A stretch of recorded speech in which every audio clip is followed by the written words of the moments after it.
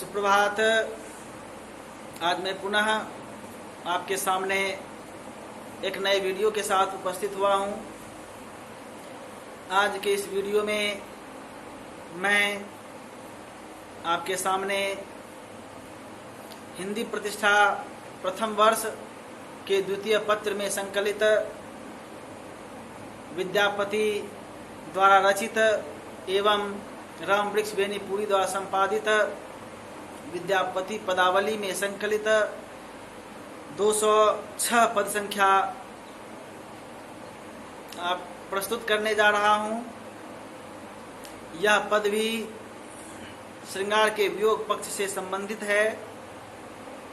इसमें विद्यापति ने गोपिकाओं की विरह दशा का मार्मिक वर्णन किया है। गोपिकाएं श्री कृष्ण के वियोग में किस तरह से जल भुन रही हैं, उनका शरीर किस तरह से कृशकाय होता जा रहा है, किस तरह से वे हर चीज जो श्री कृष्ण की उपस्थिति में सुख देने वाले थे उससे कष्ट अनुभव कर रही हैं। इसका वर्णन कवि ने इस पद में किया है। गोपिकाओं के माध्यम विद्यापति कहते हैं, चंदन भेल विषम सर रे भूषण भेल भारी। चंदन जिसका गुण है शीतलता प्रदान करना, आज वह अपना गुण छोड़ चुका है। कहते हैं चंदन भेल विषम सर रे।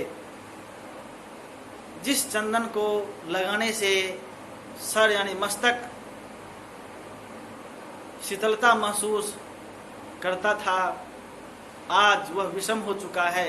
यानी चंदन के लेप से आज मस्तक में जलन महसूस हो रही है। जो चंदन संयोग सुख में शीतलता प्रदान करता था, आज वियोग में वही चंदन दुख का कारण बन गया है, जलन महसूस करवा रहा है। भूषण भेल भारी।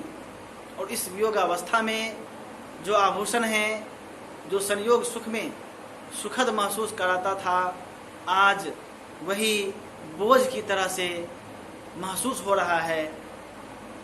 सपनहु नहीं हरि आयल रे गोकुल गिरधारी।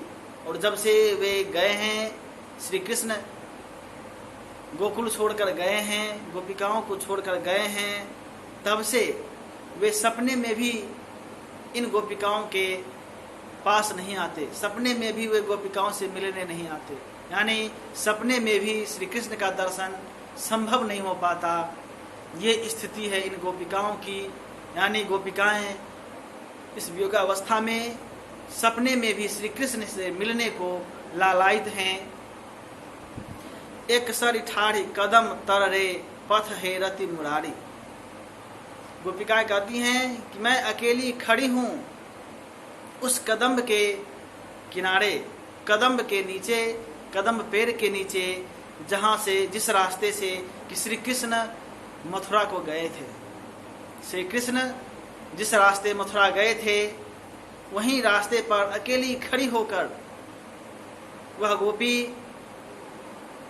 श्री कृष्ण के जाने की राह को लगातार देख रही हैं कि कब श्री कृष्ण जिस रास्ते से गए हैं उस रास्ते से वापस होंगे, फिर उनके दर्शन होंगे। इसी आशा में वे लगातार श्री कृष्ण के जाने की राह को देख रही हैं। हरि बिनु देह दगध भेल रे झामल भेर सारी। हरि अर्थात श्री कृष्ण के वियोग में यह जो शरीर है वह दग्ध हो चुका है। लगता है जैसे पूरी तरह से यह शरीर जल चुका है। इस विरह की अग्नि में उसका शरीर जल चुका है, धीरे धीरे गलता जा रहा है। हरि बिनु देह दगध भेल रे झामर भेल सारी। और श्री कृष्ण के जाने के बाद लगातार उनकी यादों में खोए रहने की वजह से उनके जो कपड़े हैं वे भी मलिन हो चुके हैं। जाह जाह तोहें उधव है तोहें मधुपुर जाहे। गोपिकाएं कहती हैं उद्धव से, उद्धव जो कि श्री कृष्ण का सखा था। श्री कृष्ण उद्धव से बहुत प्रेम करते थे और उद्धव की हर बात को मानते भी थे।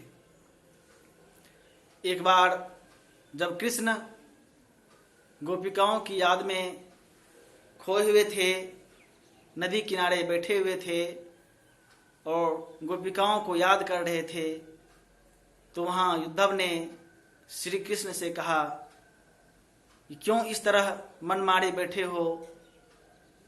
बार बार उद्धव द्वारा प्रश्न किए जाने पर श्री कृष्ण ने कहा कि मैं मथुरा अवश्य आ गया हूँ, लेकिन मेरा दिल अभी भी गोकुल में ही है, उन गोपिकाओं के बीच ही है, उन्हीं की यादों में मैं खोया हुआ हूँ। तो उद्धव कृष्ण से कहते हैं कि तुम उसे भूल जाओ। श्री कृष्ण कहते हैं कि नहीं, मैं उन गोपिकाओं को, राधा को नहीं भूल सकता। एक ही उपाय है उसे भूलने का, कि यदि वो लोग मुझे भूल जाएं तो मैं भी उन्हें भूल जाऊंगा।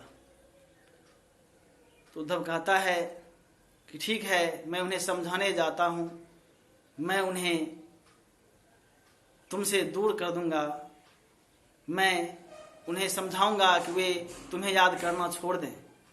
श्री कृष्ण ने कहा ठीक है, यदि ऐसा है तो आप प्रयास करके देख लें, लेकिन आप अपने उद्देश्य में सफल नहीं होंगे। तो इसी उद्देश्य से वो आते हैं, जो उद्धव हैं वे इसी उद्देश्य से आते हैं गोकुल, और गोपिकाओं को समझाने की कोशिश करते हैं कि तुम लोग अब भूल जाओ श्री कृष्ण को, क्योंकि वे अब यहाँ नहीं आएंगे। तो उनके बार बार समझाने के बाद भी उद्धव उनकी बातों को नहीं मानती हैं, और वे उद्धव से कहती हैं जाह जाह तोहें उद्धव है, तोहें मधुपुर जाहे। आप जहाँ से आए हैं आप वहीं चले जाएं, मथुरा पुनः वापस चले जाएं, क्योंकि हम लोग आपकी बात में आने वाले नहीं हैं। हम अपना दिल श्री कृष्ण को दे चुके हैं, एक ही दिल है जो मैंने श्री कृष्ण को समर्पित कर दिया है, और अब मैं उसे छोड़ नहीं सकती, उसे भूल नहीं सकती। आप लाख कोशिश करेंगे फिर भी हम उन्हें भूलना हमसे संभव नहीं होगा, इसलिए आप पुनः वापस हो जाएं। चंद्र बदन नहीं जीव तिरे बध लागत का है। श्री कृष्ण के अभाव में ये जो चंद्र बदनी गोपिकाएं हैं वे जीवित नहीं रहेंगी, जी नहीं पाएंगी, और आपकी यह कटु वचन को सुनकर, इस कड़वे वचन को सुनकर, श्री कृष्ण के प्रेम के विपरीत बात को सुनकर हम सभी व्यथित हो रही हैं। आप क्यों हमारा वध करना चाहते हैं? एक तो हम श्री कृष्ण के वियोग में यूं ही तड़प रही हैं, और आप इस तरह से कड़वे वचन सुना कर हमें क्यों मारना चाह रहे हैं? अर्थात आप हमारा वध मत कीजिए, श्री कृष्ण के प्रति कटु वचन मत कहिए, आप पुनः चले जाइए वापस श्री कृष्ण के पास, क्योंकि हम श्री कृष्ण को भूल नहीं सकते, उन्हें खो नहीं सकते, उनकी यादों को हम सदा बनाए रखना चाहते हैं। भनई विद्यापति मन दैरे सुन गुणमति नारी। विद्यापति अंततः कहते हैं कि हे गोपिकाएं, हे गुणमती नारी, आप मेरी बात को ध्यान से सुनिए। भनई विद्यापति मन दैरे सुनु गुणमती नारी, आज आओत हरि गोकुल रे। आज श्री कृष्ण गोकुल आएंगे, आप चिंता मत कीजिए। आज आओत हरि गोकुल रे, पथ चलू झट झाड़ी। आप अपने राह पर चलते रहिए, जिस राह चल रही हैं चलते रहिए। आज श्री कृष्ण आएंगे और आपसे मिलेंगे, और आपसे मिलकर आपकी सारी मनोकामनाओं को पूर्ण करेंगे। इसलिए आप सभी अपने राह चलते रहिए, बिल्कुल निफिक्र होकर, चिंता किए बिना लगातार अपने पथ पर बढ़ते रहिए, और श्री कृष्ण आज आएंगे और आपसे मिलेंगे और आपकी सारी मनोकामना को पूर्ण करेंगे। इस तरह विद्यापति द्वारा रचित यह 206 पद संख्या भी श्रृंगार के वियोग पक्ष से संबंधित है, और इसमें विद्यापति ने दिखलाया है कि संयोग के समय जो चीज़ें सुख प्रदान करती हैं, आनंद प्रदान करती हैं, वही चीज़ वियोगावस्था में किस तरह से कष्टकर हो जाता है, दुख प्रदान करने वाली वह चीज़ें हो जाती हैं। इसे उन्होंने इस पद में दिखलाया है। गोपिकाएं श्री कृष्ण के साथ रहकर संयोग सुख में किस तरह से आनंदित थीं और जो प्राकृतिक चीज़ें हैं किस तरह से उनके जीवन को आनंदपूर्ण बनाने में अपनी भूमिका निभा रही थी, ठीक श्री कृष्ण के जाने के बाद वही चीज़ें किस तरह उनके जीवन को कष्ट पहुंचा रही हैं, किस तरह उसे परेशान कर रही हैं और किस तरह उन्हें व्यथित कर रही हैं, इसे विद्यापति ने अत्यंत मार्मिक शब्दावली में व्यक्त करने की कोशिश की है। तो इस तरह विद्यापति द्वारा रचित यह पद यहीं समाप्त होता है। हम पुनः मिलेंगे नए वीडियो में नए विषय के साथ। धन्यवाद।